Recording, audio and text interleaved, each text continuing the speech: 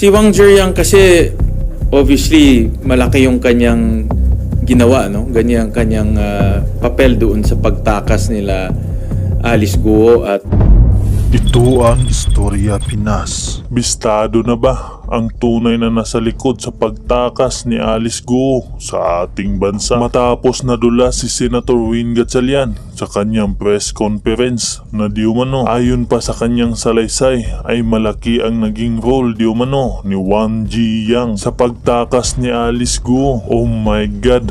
Grabe to. Bakit mas pinili ni Alice Guo na itago sa publiko ang naging isinulat niya sa papel kung sino ang tumulong sa kanya sa pagtakas papuntang Singapore? Bakit sa kanyang salaysay ay di mano na pagsalitaan niya ito ng hindi maganda at yun ang naging dahilan sa kanyang pagtakas? Dagdag pa sa kanyang mga sagot sa naging hearing sa Senado ay hindi planado ang pagtakas niya sa ating bansa. Napakaraming butas ang naging kwento ni Alice Guo sa mga senador at nagmistulang tanga ang mga miyembro ng committee dahil wala silang nakuhang tamang sagot sa mga kanilang tanong kay Alice Guo. Umiinit at nag-aalboroto na ang ibang senador dahil halos hindi nagsasalita ng tama si Alice Guo at patuloy ang pagsisinungaling sa harap ng Senado. Kaya nahatulan pa mismo ni Risa Hontiveros si Alice Guo na cite in contempt for lying. Totoo ba ang naging analisa ng taong bayan na si Wang Zhiyang ba talaga ang tunay na nasa likod sa pagtakas at isinulat sa papel ni Alice Guo o si Mayor Dong Kalugay ba ang totoo na nagpatakas at nagpahiram ng yate para makalis sila sa ating bansa? Dahil kahit may-ari ng yate di umano ay hindi alam ni Alice Guo, hindi malilinis ang pangalan ni Mayor Dong Kalugay kung patuloy niya natatanggihan ang sabwena ng Senado. At kasunod na dito ay ang warrant of arrest na para kay Mayor Dong Kalugay kung sakaling hindi siya sisipot sa susunod na hearing. O tuluyan na din ba na nakatakas si Mayor Dong Kalugay? Kaya panoorin natin ang video. Iba na rin kasama sa prohibition yung existence ng IJL kasi it's Pogo by another name. Kasama yan. So it's specific. Yes, ilalagay namin Pogo and or other iterations or other brand. Isasama namin yan. In IGL actually wala sa batas yan eh. Ano lang yan eh, parang rebrand lang ng PAGCOR. Ang specific sa Pogo taxation law is Philippine Offshore Gaming Operations. Sir, paano maiiwasan kunyari yung mga Pogo parang mag-disguise lang sila as yung parang service provider? Oo, yun ang kanina tinatanong ko at yun rin naman ang agam-agam o concern ng ating ibang enforcement agencies na baka lumipat sila sa service provider o sa e-gaming.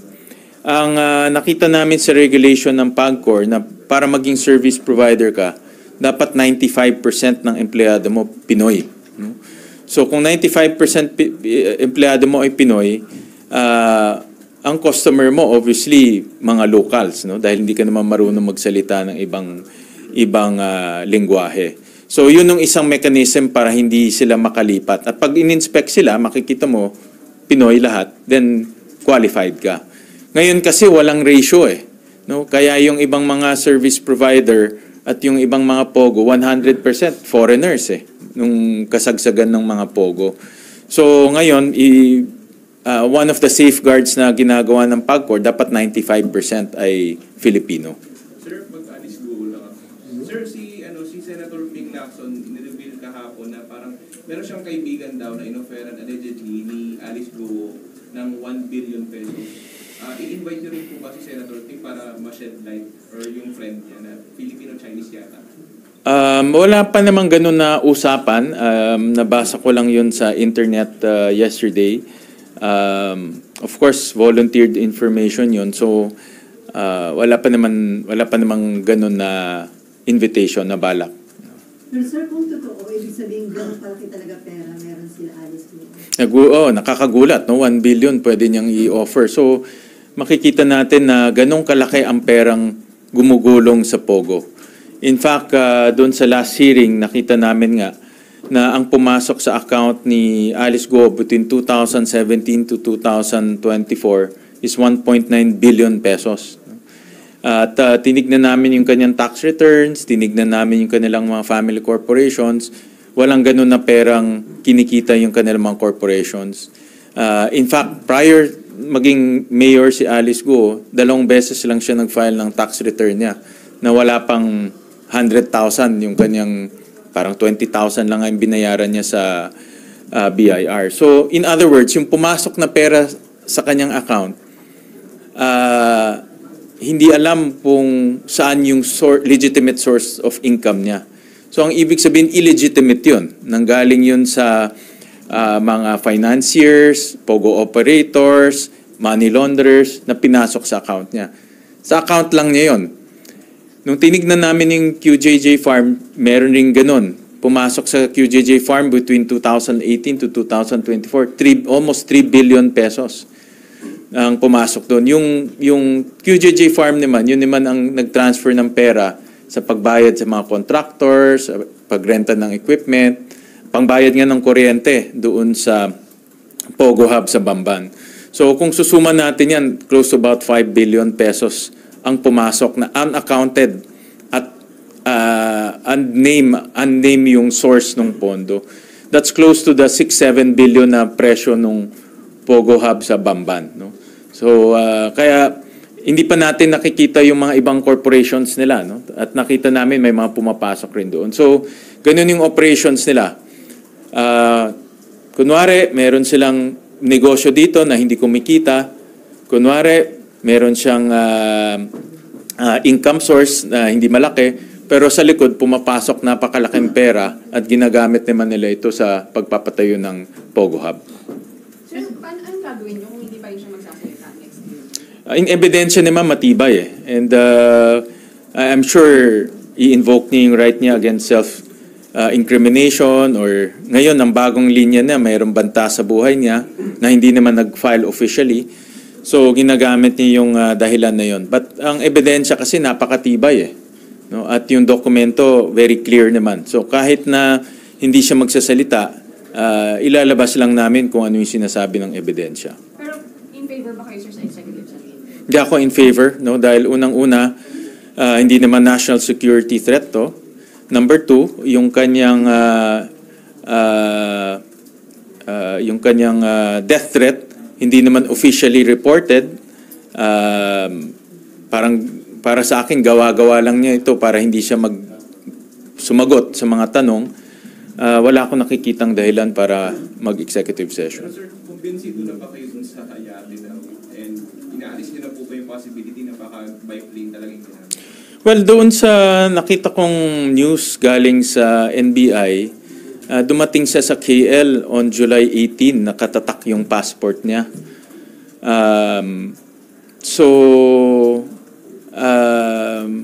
Parang ang naging ruta, dumating siya sa KL July 18, tapos pumunta siya sa Sabah on July 19. So, ibig sabihin, mayroon siyang formal entry sa Kuala Lumpur. Whether it's an airport or a seaport, it's a formal entry. At normal, pag may formal entry, siyempre tinitignan din nila yung formal exit mo. Diba? So, kasi kung nagbarko ka, kung sinasabi nila allegedly nagbarko sila, informal inalis mo, dapat ang pasok mo informal rin. Pero yung umalis siya informally, pero pumasok siya formally. No? So, ito yung parang hindi nagtutugma na tinitignan rin namin. Meron ba kayong information that this Wang Ziyang, apparently siya yung big boss ng Pogo sa Philippines, is connected with the Chinese triad? Possible yan. I don't have any concrete information now. May mga information lang akong sinasabi sa akin kung sino siya. Hindi pa validated. Kaya masasabi kong possible yan. Pero ang very sure ako, kasama siya sa mga money laundering organized crime. Itong taong to may 5 passport to kaya nakakaikot to ng maluwag no? Pwede siyang pumunta Europe, pwede siyang pumunta anywhere, no? Pwede siyang umikot. At nabalitaan namin na nasa Hong Kong siya ngayon, itong guy. From Taiwan, kakalipad lang niya ng Hong Kong. No? So, makikita natin na gumagalaw siya. No? Gumagalaw siya. So, importante ma-file natin yung case at tumakbo na yung case para maka-issue ng formal warrant of arrest dito sa ating bansa. At para ma-alert na natin yung Interpol at malilimitahan rin yung kanyang galaw. No? Sorry sir, sino yung source ng information na nasa Hong Kong na po si Wang Ziyang? And are you also confirming na din, although halos... Yun confirm yun, but I can't tell the source, no? Kasi walang permission. But yun confirm yun. Pero si Wang Ziyang ba sir yung sinulat ni Alice sa papel? I'll leave that to the chairman dahil si chairman, si Senator Risa nag-decide, no? So I'll leave that to her to kung i-disclose niya o hindi. Pero ang malinaw sir is si Wang Ziyang ay important pa din dun sa investigation sana natin. Pinapa-invite po ba siya for the next hearing? Si Wang Ziyang kasi nakita namin sa maraming dokumento eh. Number one, nakita namin siya doon sa, if you remember yung raid sa Sun Valley, sa Fontana/Sun Valley, andun yung pangalan niya sa incorporation papers ng Sun Valley. Tapos nag-appear ulit doon sa Banban Pogo Hub, particularly sa Baofu. At obviously, malaki yung kanyang ginawa, no? Ganyan kanyang papel doon sa pagtakas nila Alice Guo at yung grupo nila sa Malaysia, no? At doon sa grupo nila sa Malaysia, nandoon din si Cassandra Lee, no? So konektado naman yun sa Porac Pogo Hub, no? So parang based doon sa mga nakikita namin dokumento, involved siya sa Sun Valley in Clark, involved siya sa Banban in Tarlac, at involved rin siya sa Porac in Pampanga. Sir, ano yung boss ng lahat ng Pogo bosses? Yung may pinakabigat na kasong kakalapin, sir? So far, hindi ko pa masabi ngayon kung siya yung pinaka-big boss, no? But so far, boss siya. At so far, nakikita namin involved siya dito sa tatlong Pogo Hub na ito. At if you look at the geography, magkakatabi lang to eh. Magkakatabi lang ang Porac, ang Fontana, at ang Bamban. Isang ikot lang yan eh. No? So magiging principal na siya na-accused doon sa mga kaso na yun? Definitely. Trafficking, money laundering? Definitely kasama siya sa mga makakasuhan. No? Alam ko nga nakasama na siya dito sa mga initial na mga kaso. Sir, sabi niya malaki yung papel niya sa pagtakas nila Alice. Ano po yung papel niya? From our information, yung pangalan niya lumalabas rin doon sa mga activities sa pagtakas nila sa Malaysia, sa Indonesia, even yung, if you remember, yung si Duan Renwu, no? Kasi yung pangalan rin niya nandoon rin sa pagtakas sa Malaysia, sa Indonesia. So, parang itong mga personalities, magkakakilala sila eh. Maybe it's not present documentary in the documents in those Pogo Hubs, pero interaction-wise, magkakakilala sila. No? And then may nakita rin ako ng report na galing sa Indonesia na si Duan Ren also is part of those people na tumulong sa grupong ito na makatakas. No? So sir, marami so far sir, sino yung mga personalities na allegedly involved dun sa pagtakas ni Alice? Sa pagkaalam ko, si Duan Ren. No? Important. Dalawa po sila. Si Duan Ren ang isa sa mga active personalities dun sa movement nila sa Indonesia. Indonesia, Malaysia, and Singapore. And then si Wang Ziyang po yung isa. Si Wang Ziyang ni isa. Tapos meron pang isa si Jiang Jie, who's an incorporator of Zunyuan. President ng President ng Lucky South pala. Ano po sir, itong mga tao na to yung nagpa-facilitate itong mga travels nila? Nag-book ng hotel, nag-facilitate ng travels, may mga contact on the ground.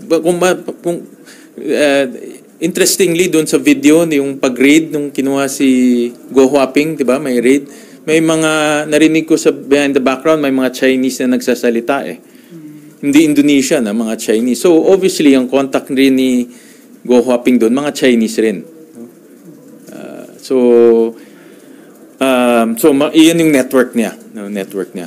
Wala pa rin kayong names ng mga Pinoy involved sa pagtakas? So far, wala pa akong official. No? Wala pa akong official. May mga nagsasabi-sabi but not official pa. Sir, wala ba tayong investigation? Yung specific na sa movements ni Wang, tapos paano siya nakalabas ng Pilipinas? Well, lahat itong mga Chinese personalities wala na sa Pilipinas. Si Duan Ren Wu umalis na, I think March pa yata. June ba? Yeah, but all of them, no, wala na dito sa Pilipinas.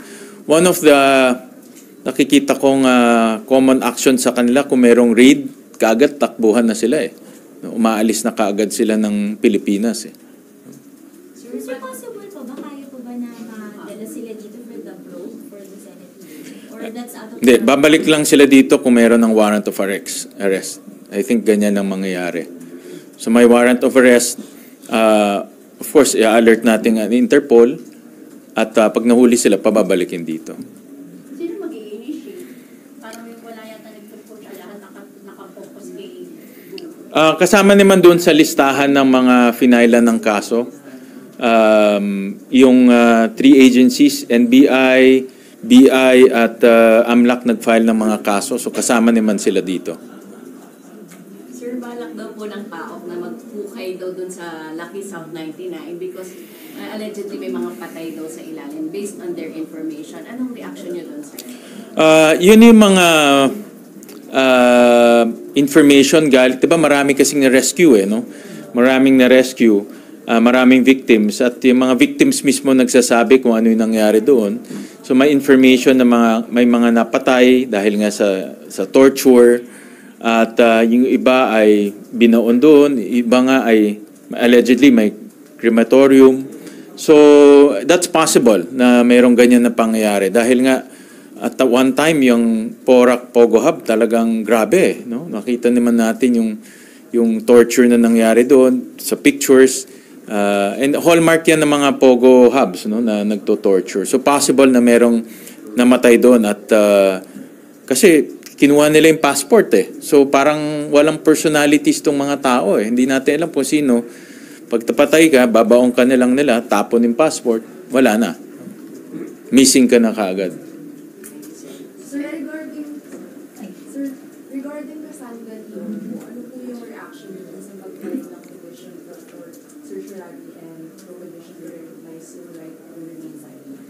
May limitation naman yan, ano? Kailangan i-justify niya rin, dapat i-justify niya kung ano yung dahilan para hindi siya magsasalita. Kasi you can only do that kung mayroong incriminating testament related to your case. Eh kung itatanong naman, hindi naman related to your case, pwede naman yun. So hindi blanket right yan. It's only related to the case filed against you. So yung sa Pogo Bill, anong timeline? Hopefully in the next 2 weeks. Hindi simpleng bill lang naman to. And I think si Senator Joel, Senator Alan, for initiating the bill. So i-consolidate na lang namin to. And then sir, di ba parang may promise si SP sa inyo? Yes, oo. Yun rin yung isang aming agreement na ipa-fast track itong bill. Sir, pahabol, is zero budget possible for the office of the Vice President kung hindi nila? Kawawa naman yung mga empleyado nila, no? At dahil mayroong mga empleyado ang Office of the Vice President, so kailangan sila sumweldo, kailangan rin ng benefits para sa kanila. So kawawa naman yung mga empleyadong nagtatrabaho doon sa office, no? So yan ang effect kung isi-zero budget nila. Even the Vice President deserves a salary, no? Lahat naman tayo nagtatrabaho sa gobyerno, ano naman, karapat-dapat naman na merong sweldo. So malabo mangyari sir? Malabo, tingin ko. Yeah. Kasi may mga tao doon na nagtatrabaho. At right rin ng mga nagtatrabaho doon na makakuha ng compensation. Sir, reaction lang, tinapisan na po ng House Committee on Appropriations, yung budget nila. I think it's 1.2 billion pesos yung pinapalagay. Yeah, hindi ko pa nakikita yung exact kung ano yung natapyasan. I would assume yung tinira nila is for salaries yan. No? I would assume. But hindi ko pa nakita kung ano yung mga I think bago lang kasi yan, no? Hindi ko pa nakita kung ano yung mga natanggal. Pero hindi sana nangyari sa yun kung naging patient na ang Presidente nakipagtulungan na lang sumagot sa mga tanong.